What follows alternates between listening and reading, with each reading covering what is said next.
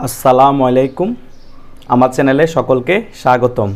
বাংলাদেশের সবচেয়ে বড় দুর্নীতি যারা করে তাদের আমরা খবর রাখি না, আর দল যখন পতন হয় আমরা সবাই নেতাদেরকে জেলে ভরতে ব্যস্ত থাকি, কিন্তু মেইন হোতা যারা তারা কিন্তু আন্ডারগ্রাউন্ডে বসে আছে, এই আমলারা।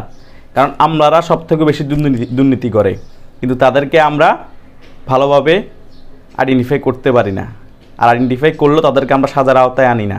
কিন্তু তারা এই সরকার আসলো দুর্নীতি করে, আরেকটা সরকার আসলো দুর্নীতি করে, তাদেরকে শুধু বদলি করা হয়।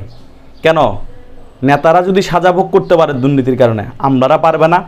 আমাদের এই দেশটাকে তো শেষ করে দিয়েছে আমলাতন্ত্রই। আমলারা সবসময় প্রত্যেকটা সেক্টরে দুর্নীতি করে।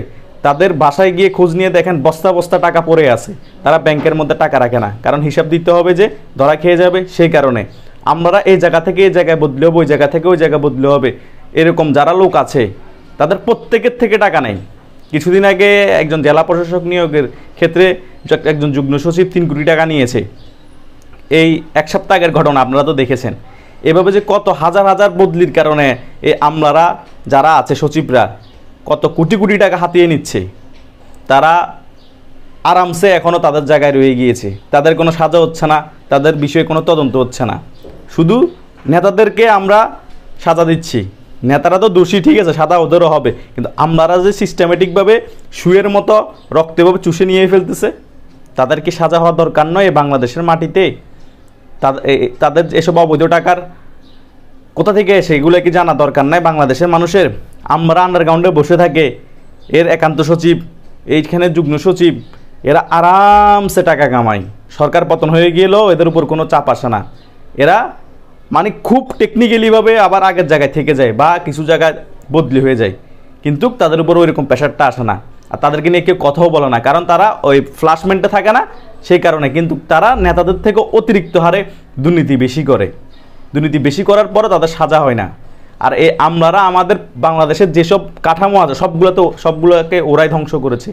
প্রত্যেকটা সেক্টরের মধ্যে ওদের যারা একান্ত সচিব থাকে এবং যারা তার সহকারী থাকে, তারা ওই আমলাদের থেকেও বেশি দুর্নীতি করে। এক জায়গা থেকে আরেক জায়গা ফাইল আপনার যাইতে টাকা দিতে হয়। যেখানে 5 টাকার কাজ সেখানে 50,000 টাকা খরচ করতে হয়। যেখানে 1 টাকাও দেওয়া লাগে না সেখানে 5,000 টাকা খরচ করতে হয়। আর অনেক গরিব মানুষ আছে গ্রামে, তাদের 5,000 টাকা খরচ করা তাদের মুরুদ নাই, তাদের ওই কাজটা পড়েই থাকে, মাসকে মাস ফাইল পড়েই থাকে, লড়ে না চড়ে না। এই হচ্ছে বাস্তবতা আমাদের।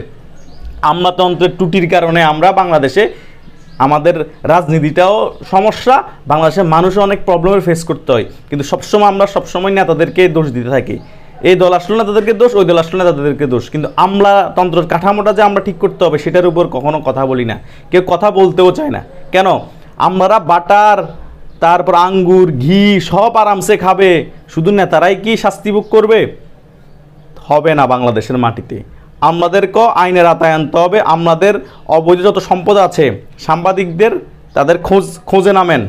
এত সম্পদ তারা পাইলো কোথায়? তাদের 50-60 হাজার স্কেলের বেতন বা 1 লাখ স্কেলের বেতন, তাদের 10-12টা ফ্ল্যাট কোথা থেকে এলো? তাদের এত টাকার উৎস কোথায়? তাদের মেয়েরা লন্ডন, ফ্রান্স, আমেরিকা পড়ালেখা করে, তাদের এত এত এত গাড়ি চাকচিক্য কোথা থেকে এলো? আপনারা এগুলো কথা বলতে পারেন না, শুধু নেতাদের পিছনে কেন লাগেন? নেতারা তো খারাপ বুঝলাম, আমরা কি সাধু? আমরা কি মক্কা থেকে 10-12 বার হজ করে আসে নাই? তাই শুধু নেতাদের পিছনে থেকে লাভ নাই। আমাদের দেশকে যদি সুন্দরভাবে পরিষ্কার পরিচ্ছন্ন করতে হয়, সকল সাইডে আমাদের নিটেল ক্লিন করে ফেলতে হবে এবং প্রতিবাদ করতে হবে। মানে গর্ত থেকে আমাদেরকে বের করে নিয়ে আসতে হবে যে দুর্নীতিগ্রস্ত কারা কারা আছে। কোনো দুর্নীতিবাজকে আমাদের বাংলাদেশে ঠাঁই দেওয়া হবে না। যারা দুর্নীতি করবে সকলকে আইনের আওতায় আসতে হবে। সে আমলা হোক, সে কামলা হোক, সে আর্মি প্রধান হোক, সে পুলিশ প্রধান হোক, সে সাবেক প্রধানমন্ত্রী হোক, কাউকে ছাড় দেওয়া হবে না। এটাই আমাদের হওয়া চাই। আমি এটার পক্ষে। প্রমাণ থাকলে সাজা হোক, সেটা যেই দলের হোক, যে আমলা হোক, যে প্রশাসনের লোক হোক, কাউকে এ বাংলার মাটিতে যাতে ছাড় দেওয়া না হয়। আমি সকলের কাছে এই আশায় রাখবো, সকলে এই বিষয়ে প্রতিবাদ করবেন, কারণ প্রতিবাদ করা প্রয়োজন হয়ে গিয়েছে। কারণ তারা সব দিক দিয়ে সুবিধাভোগী। আপনারা দেখেন চিন্তা করে, আমি কি কোনো কিছু ভুল বলেছি? যদি ভুল বলে থাকি আমার কমেন্ট আপনারা বলেন যে ভাই আপনি এই জিনিসটা ভুল বলেছেন। ধন্যবাদ।